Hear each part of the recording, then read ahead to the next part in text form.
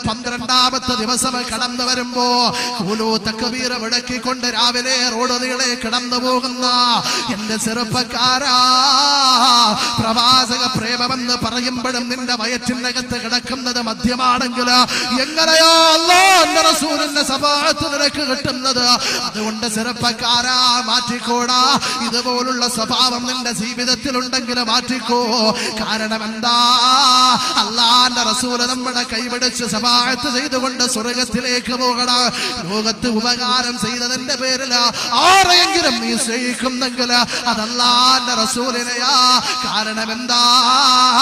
അല്ലാഹുവിന്റെ മഹ്ശറയിൽ നമ്മളെ സഹായിക്കുന്നത്, നമ്മുടെ കൈപിടിക്കുന്നത് അല്ലാഹുവിന്റെ റസൂല് മാത്രമാ.